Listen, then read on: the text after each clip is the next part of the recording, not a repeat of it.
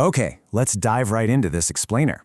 Today, we're unpacking a truly fascinating piece of research from the Journal of Occupational Health Psychology.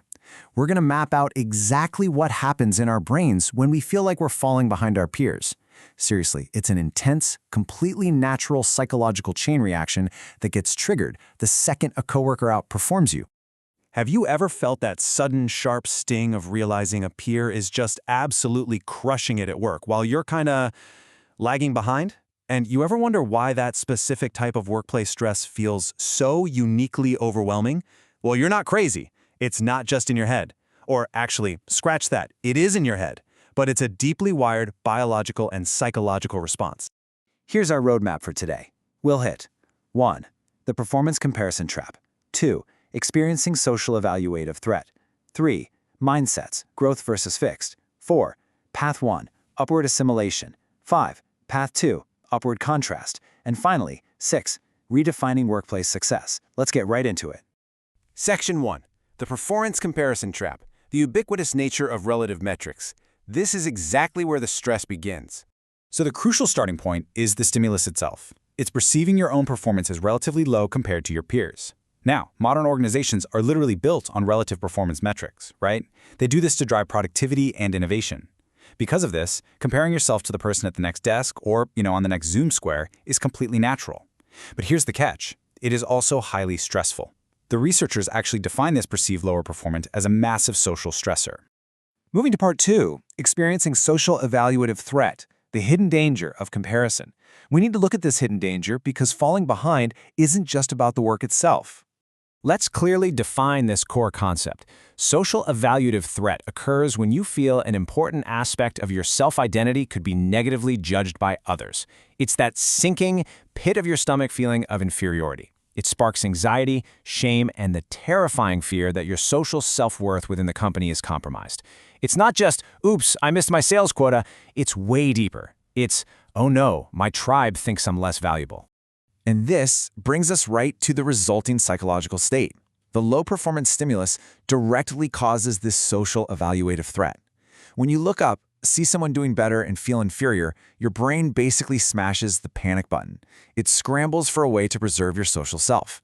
See, we are fundamentally motivated to belong and be accepted by our group. So your mind, it immediately starts looking for a survival strategy. Which brings us to Section 3, Mindsets, Growth versus Fixed, the fork in the road.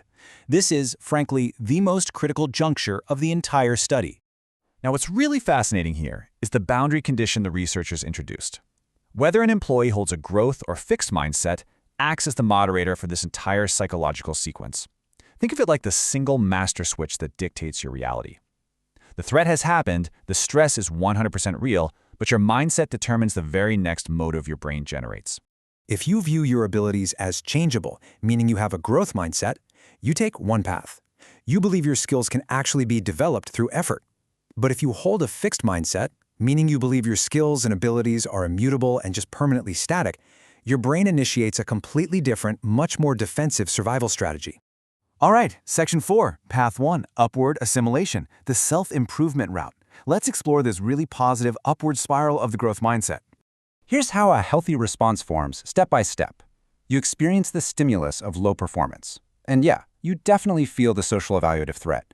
But then, your growth mindset kicks in. Because you truly believe you can improve, this triggers what researchers call an upward assimilative motive. You view that high performer's success not as a permanent crushing defeat, but as a totally attainable goal. This upward assimilative motive creates a powerful, driving desire to close the gap. You literally want to assimilate. You look up to that comparison target, and instead of feeling defeated, you are hyper-motivated to absorb their standard consistent knowledge. You want to be a sponge. You want to learn all their secrets. So the behavioral outcome here is incredibly constructive. You start learning from higher performers. Ultimately, this path results in self-improvement initiatives. You start observing, reflecting, and actively learning from those exact peers who are outperforming you. You ask for their advice, you study their methods, and guess what? Your relative performance actually improves over time. It's just a phenomenal coping mechanism.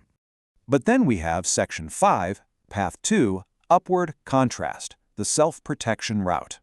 What happens if the employee feels that exact same threat, but fundamentally believes they cannot improve? Here is where we see the downward spiral.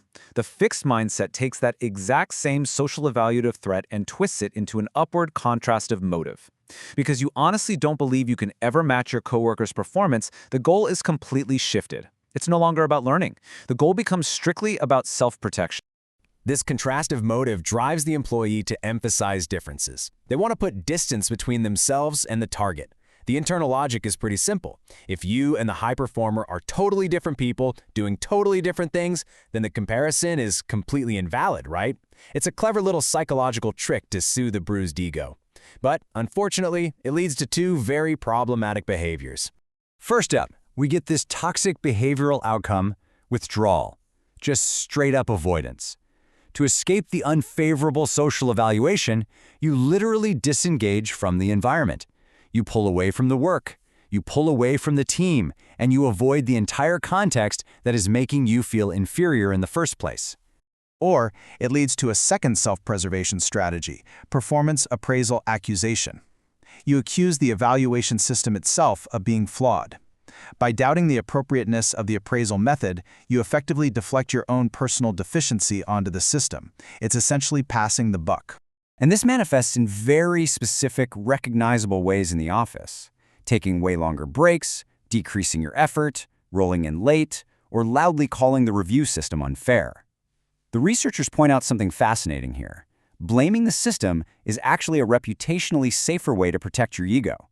I mean, if you directly attack the high-performing coworker, you just look petty. But if you challenge the fairness of the system, well, you get to protect your social self without ever having to confront your own personal shortcomings. It's a massive defensive illusion. Bringing us to our final section, number 6, redefining workplace success, hacking the behavioral chain.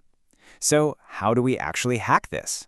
The researchers came to this really striking conclusion. Perceiving oneself as a lower performer can trigger such a threat, activating preservation motivation and behaviors. What this means is that feeling stressed out by a rockstar coworker isn't some sign of weakness. It is a completely natural, deeply wired biological imperative to protect your social value. It's gonna happen. The threat is real. But as we've explored today, while the stimulus is absolutely inevitable, the behavior is entirely optional. The biggest takeaway from this explainer is that your underlying mindset is the master switch. That social evaluative threat? It will happen, but actively cultivating a growth mindset is the only way to ensure your brain chooses the path of assimilation and learning, rather than the dark path of withdrawal and resentment.